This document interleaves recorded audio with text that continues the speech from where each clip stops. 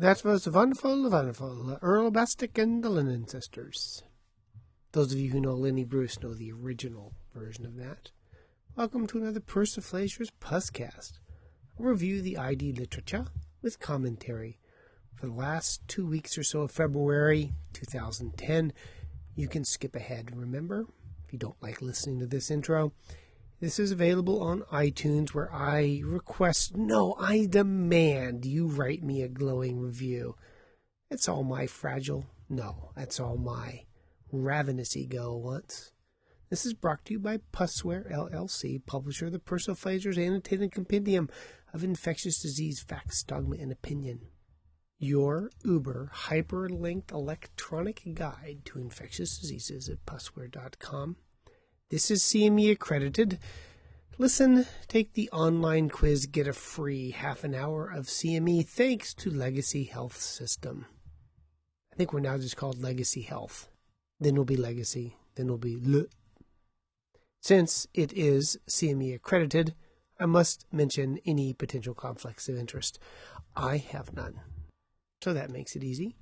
Remember to join my worldwide growing infectious disease multimedia empire, because not only do you have this Puscast, there's my Gobbet O Pus podcast, there's my Rubor, Dolor, Kalor, Tumor, The Adventures of a Pus Whisperer over on Medscape. I write twice a month for the Science-Based Medicine blog, and every 6 or 8 weeks churn out a Quackcast, a review of supplements, complementary, and alternative medicine, also called Scams, because the world needs more Mark Crislip. Don't you agree? Before we move on to the first piece of literature, I would like to point out that my annotated compendium is now an iPhone program available on iTunes. What it adds over the routine online hyperlinked material is the ability to keep your own notes. Plus, you always have access to the wit and wisdom that is Mark Crislip. And the guy who did my programming, Walt Crittenden, also did his own program called the Psych Notes. So check out Walt's work as well. Now we'll really move on to the infectious disease literature, which is why I know you're really here. Now, often I make snide comments and jokes, but just to show you that I'm a mature adult who's capable of reading serious literature, I'm going to report the results of this study and make no comments. This was a study that showed that if condoms do not fit properly, they are more likely to break, to slip off, to decrease pleasure, and may be taken off by people who are using them. It turns out in this study that almost half of patients who used condoms found they didn't fit properly. As an article in MedPage Today says, quote, ill-fitting condoms were reported by 44.7% of the men polled, end quote. Of course, this has significant public health impact, since if they're not being used properly or they're more likely to fall off or break, they're not going to serve their function to prevent sexually transmitted diseases and pregnancy. Why don't you hit the pause button here and think a bit, and then send me what I should have said to mcrislip@mac.com. Just because I'm taking the high road doesn't mean you need to. We continue to have issues with vaccination of healthcare workers for influenza. We usually at best get around 50% of our employees vaccinated in this country for flu, and a lot of the time it's less than that, on order of 30%. They had a healthcare organization in the Midwest, the BJC Healthcare, which had 26,000 employees, and they decided to make it mandatory for vaccination to work with their institution.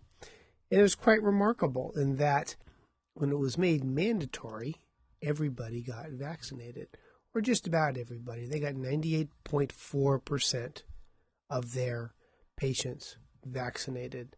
Of their 25,980 employees, 90 received religious exemption and 321 received medical exemption. A grand total of 8 employees were neither vaccinated nor exempted and were no longer working for that institution. Medical exemptions included allergy to eggs, prior reaction to the vaccine Guillain-Barré, and 14 because of pregnancy, which makes no damn sense whatsoever, since that's a high-risk group for getting the flu vaccine. Now, how many people who got vaccinated had a complication? Quote, adverse events reported by employees are tracked in the occupational health database. 21 employees, 0.08%, reported a possible adverse reaction. 11 reported a sore arm. 5 had a possible allergic reaction, and 1 had a vagal reaction. So when you have 25,000 people mandated to get the vaccine, 21 had a side effect, which I think shows pretty good safety of the vaccine in a reasonably healthy population. During the H1N1 brouhaha, we had some pretty sick patients in the hospital. And part of the recommendations was to give double the amount of oseltamivir to these patients. Was that necessary? Well, with the advantages of the retrospective scope, the answer is negatory function. This study looked at patients admitted to Canadian ICUs with severe influenza, and they did blood levels of the oseltamivir, and they found that the standard dose of 75 milligrams BID gave blood concentrations that were about 2,000 to 4,000 times higher than needed to inhibit the virus. The levels they found in the blood were on order of 10 micrograms per mil for the oseltamivir and 404 micrograms per liter for the metabolite. They suggest that it's not necessary to give higher doses to patients, and they also did not find that obesity made a difference in dosing. Especially important since the obese seem to have higher rates of severe influenza last season. So 75 BID is well absorbed in critically ill ICU patients and is all the oseltamivir you need. An ounce of prevention is worth a pound of cure, or an ounce of perversion is worth a pound of pure. Have it your own way. The question is whether or not, however, you can prevent things like influenza and avoid having to treat them by doing simple things to prevent spread of disease, like hand hygiene and wearing a mask. Well, this was put to the test in a college where they had 3 university residence halls during the flu season who were randomly assigned to one of 3 groups. They either used a face mask pretty much all the time when they walked around campus and in their rooms. They used face masks with hand hygiene, or they did nothing. They found that the combination of hand hygiene plus a face mask showed a decrease compared to the control group in the development of influenza-like illness. Okay, what's that? Fevers, chills, cough, getting a febrile coughing illness. And it decreased from 35 to 51% depending on other comorbidities such as vaccination, etc. Now, it is continually argued whether or not these kind of behaviors will decrease the transmission of disease, especially diseases like influenza. I think it's important to remember that these interventions are not binary. They're not all or nothing. And prevention of disease is always the cumulative effect of lots of small interventions. Hand hygiene and mask wearing may be one such intervention should we have a bad flu season when we had no vaccine, and it's always resistant to oseltamivir. It has long been known that HIV is not good for the brain and that people have neurologic impairment with advanced HIV disease. It turns out that it may also occur in patients with early HIV disease. This month was the Conference of Retrovirus and Opportunistic Infections, and reports from that meeting put 2 studies that looked at the neurologic impairment in early HIV. One study found that 1 in 5 patients had decreased neurologic function based upon those tricky little tests that psychologists like to do to people. Another study looked at 39 patients with early HIV disease and found that 21% of them also had signs of neuropsychological deficits based upon the clever little tests that the psychologists put people through. I assume they ran them through a maize with cheese at the end, or have them peck at a green light until they got a piece of corn. At least I think that's what psychologists do as part of their testing. It wasn't my strong suite in college. So how often at the initiation of highly active antiretroviral therapy are there strains of pre-existing resistant virus in the patient? Most estimates put it around 4 to 10%, though some studies have had it higher. And it depends in part upon what mechanisms you're using to look for resistant subpopulations in infected patients. This study compared the standard way we look for resistance with the fancy schmancy HIV snapshot assay. And they found with their fancy schmancy new assay that 33% of patients had resistance to antiretroviral drugs. However, these were low abundant quasi-species, and when followed clinically, there was not a difference in the patient's outcomes at 2 years, be it viral suppression, looking for high-level resistance, or CD4 counts. So the significance of low abundant resistant quasi-species in early HIV infection is still, to quote the reference, in question. But they do occur. And so you need to be careful when starting your antiretrovirals to make sure, even in someone who's antiretroviral naive, that they don't have some strains that are resistant as best we can determine. Of course, it's long been known that hepatitis B is a cause of liver cancer. This study looked at patients with inactive hepatitis B and their long-term follow-up. What's inactivated hepatitis B? They are surface antigen positive, E antigen negative, and have normal transaminases. These patients often have low levels of hepatitis B in their blood, less than 10,000 copies per mil. They followed these patients and found that even though they had inactive hepatitis B, they had twice the death rate compared to a control population from liver disease of one sort or another, and they had 3 times the hepatocellular carcinoma rate at 64 per 100,000 person years compared to 15 per 100,000 years in controls. The big risk factors for developing both liver cancer and liver-related deaths in these patients was drinking alcohol at least 4 days per week for at least a year. So the unfortunate person who has hepatitis B is not out of the woods for developing both liver-related deaths and hepatocellular carcinoma despite a relatively inactive infection. I just wrote an essay for Science-Based Medicine on how climate change may increase infectious diseases. And lo and behold, this week there's an article that looks at West Nile infections in Mississippi and their association with weather. And interestingly, it is dry weather that was associated with an increased risk of the spread of West Nile virus. How could that be?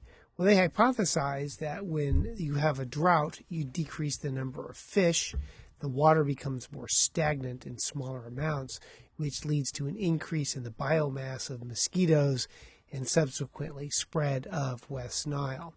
When you have lots of fresh running water due to heavy rains, you have more fish, more mosquitoes get et, and you ain't got no mosquitoes. I think this would have been counterintuitive. I would have thought wet weather would have brought mosquitoes. So this is interesting for the effects of climate change.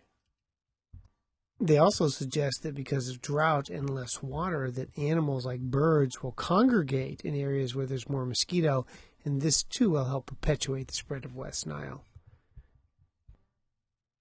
A new eponym for you. These authors have proposed a new acronym, SENLAT, S-E-N-L-A-T. This stands for scalp eschar, the S-E, neck lymphadenopathy, the N-L, and the after tick bite gives you an A-T. This has been associated with Rickettsia infections, specifically Rickettsia slovakia and Rickettsia rautii, Raultii.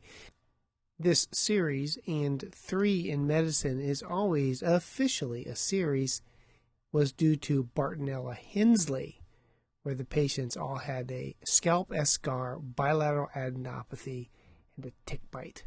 So if you ever happen to see a SYNLAT, especially in the United States, think of Bartonella Hensley and tell the patient to go in SYNLAT no more. That was a stretch. I'm sorry. I'm tired. And as long as we're on the topic of eschars, there is a new eschar-associated illness in California that occurs after a tick. These eschars occurred on the extremities, not the neck. And the principal manifestation in these patients was a single cutaneous eschar. They determined it was due to a new rickettsia. It was spread by the Dermatocenter occidentalis tick, and they have given it the wonderful name Rickettsia 364D. So, should you give patients long courses for early Lyme disease? Well, this is a retrospective study that was published in Clinical Infectious Diseases, and they looked at antibiotic duration and long-term outcomes in the treatment of early Lyme disease. Patients received primarily doxycycline. They either had therapy for less than 10 days, 11 to 15 days, or greater than 16 days. And they found only 6 out of 607 patients had a treatment failure. The treatment failures are interesting in that of the treatment failures, which consisted of 6 patients, 4 had reinfection, 1 got the wrong antibiotic, and 1 had developed a facial paralysis early in the treatment choice, making one think they weren't as early as suspected. However, the outcomes were the same in the less than 10-day group as opposed to the greater than 10-day group of patients who received doxycycline for their Lyme disease. As they say in the conclusion, treatment failure after appropriately targeted short-course therapy, if it occurs, is exceedingly rare. I'm sure the International Foundation of Lyme and Associated Illnesses is not happy with this study.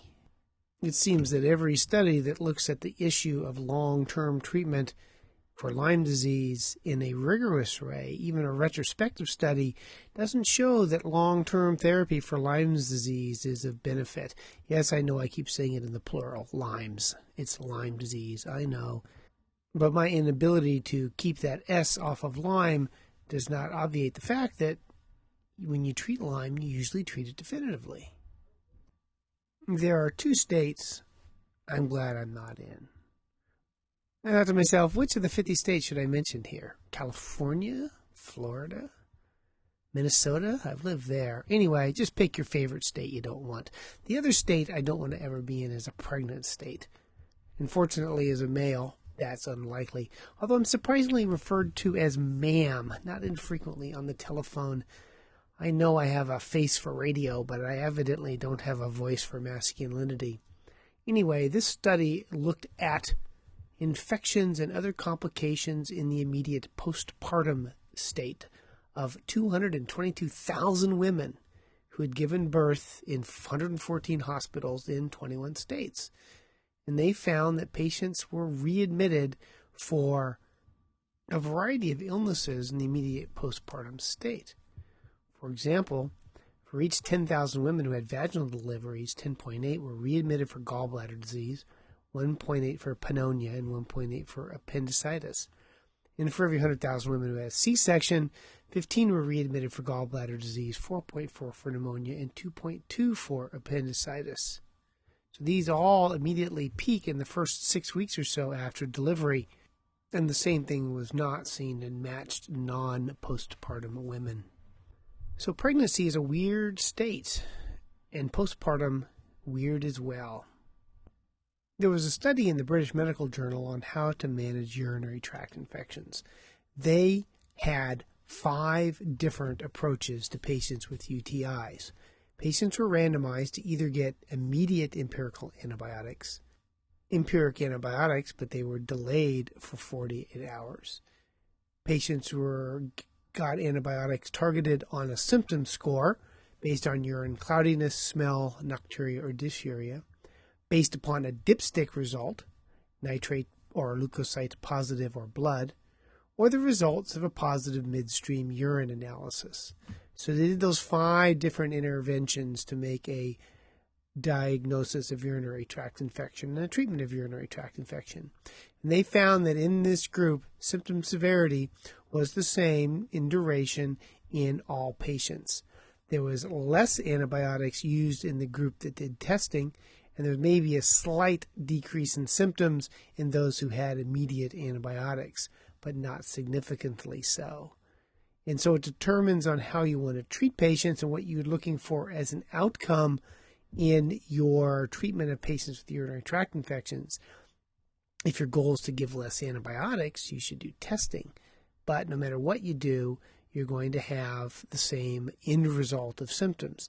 I think it's important to remember in the treatment of urinary tract infections in young females, these are all young, healthy females, it is a self-limited disease, although an uncomfortable and painful one. The vast majority of people will get better on their own with time. If they didn't, we would have never evolved out of the trees, the female half of the species all having succumbed to their acute cystitis.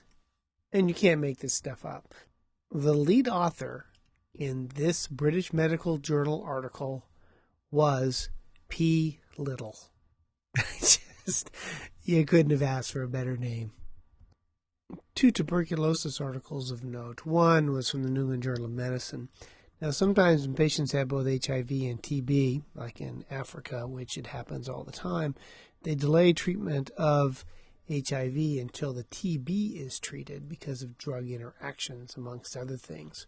This study looked at outcomes and found that if you treat them with their anti-tubercular and their antiviral at the same time, they had a relative reduction of death by 56%, which is pretty good. So if you have a patient who's simultaneously infected with HIV and TB, start therapy for both right away and manage the drug-drug interactions as best you can. Your patients have a better chance of surviving as a result. The other interesting thing was out of Indonesia and looked at the type of tuberculosis. TB has several different genotypes, one of which is the Beijing strain. And they found in this study that patients with the Beijing genotype strain of tuberculosis has a higher capacity to withstand tuberculosis treatment even in the absence of drug resistance, and they had a higher chance of treatment failure with the Beijing genotype of MTB. So as we've talked about before in this podcast, not all strains of tuberculosis are the same. Some are more virulent and some are more capable of withstanding our antimycobacterial armamentarium. It is my understanding, however, that the Beijing strain of TB cannot withstand being run over by a tank. There's this whole medical tourism industry. We've talked about it before in this podcast, where people go overseas to get their medicines and their surgeries cheaper. Things are much more inexpensive in places like India or Pakistan or Central America, and they save money in part, I suppose, by decreasing their infection control procedure. This patient went to Pakistan and had a kidney transplant and developed invasive mycoses at his graft site. This article looked at the literature, and they found 19 other cases of invasive fungal infections after patients have traveled abroad to get a kidney transplant. This included Aspergillus species in 63% and Zygomyces in 26%, with a high mortality of 59%. So you may save a dime by going to another country to get your kidney transplant. You may end up paying more for your funeral as a result. May not be such a great idea. Just remember, U.S. healthcare is second to none because we're 37th. And since I try very hard to keep this to 30 minutes and we're at 24:50, it's time for the hodgepodge part of this Puscast. If you're interested in references, you can just Google the concept and see what you find.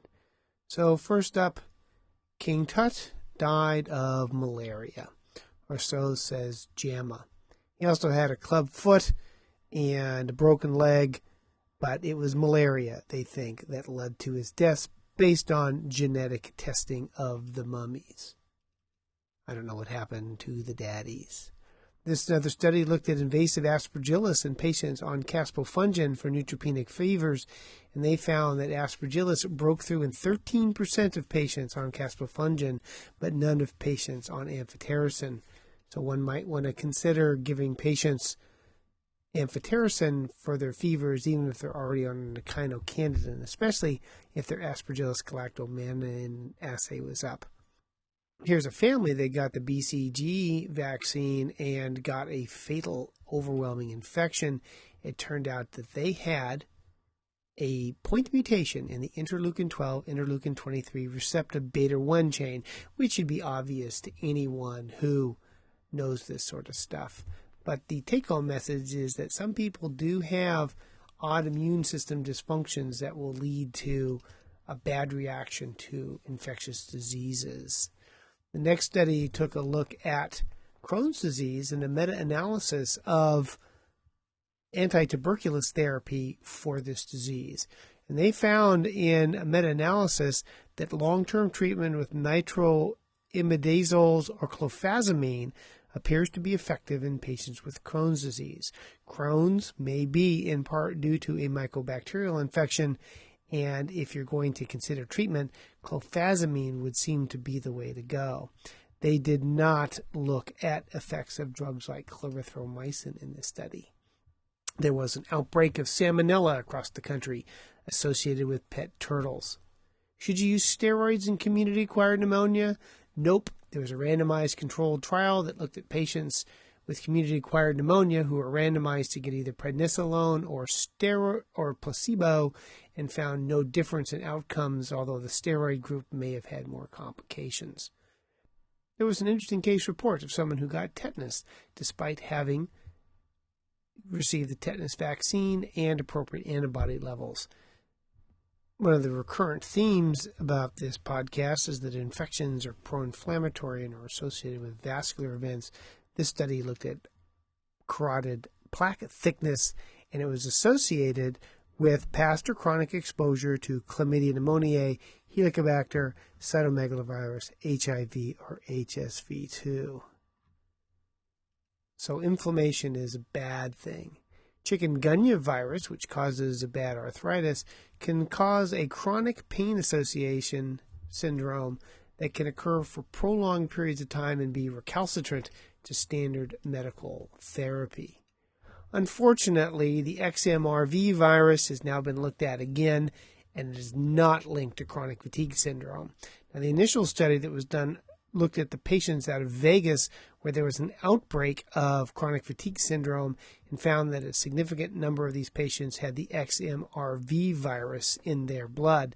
This is a retrovirus. Subsequent studies that have looked at primarily a population of sporadic chronic fatigue syndrome have not found this virus. So there's still a possibility that the XMRV plays a role in chronic fatigue syndrome, but these studies to date are not supporting the first report in Science. XMRV, of course, stands for xenotropic murine leukemia virus related virus. Kind of a redundant virus when you think about it. HSV, when it reactivates, not only reactivates in the female genitalia, but can also reactivate in the cervix and the perianal area, and it doesn't necessarily react in all three places at the same time. So patients who have chronic HSV can reactivate sequentially down different nerve roots from the sacral plexus to cause virus to be present in cervical secretions, vaginal secretions, or even perirectal secretions. And so ends another Persiflager's Puscast. Review the infectious disease literature for the last 2 weeks of February. The references are mostly on the website. Now that you've listened, get your free CME thanks to Legacy Health System, or Legacy Health, or Legacy.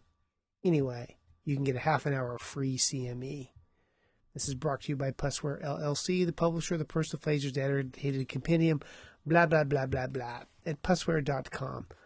And of course, the compendium is now an iPhone iTouch application. What more could you ask for? But the opportunity to carry Mark Crislip around in your pocket. Life doesn't get any better. Bandwidth ain't free, so feel free to purchase the compendium and support the podcast. It's copyright under the Creative Commons license. The music is by my son when he was 12, now 16, improvising on the guitar. You can send me an email, but I think I have 2,500 unanswered emails. I'm never going to get to your email. Though I do read each and every one, I am such a pathetically slow typist, but a very quick speaker, that it will take me forever to answer any emails. And as always, thank you for this most interesting consultation and allowing me to participate in the care of this most difficult and challenging case. I will continue to follow along with you. Thank you. In dictation, goodbye.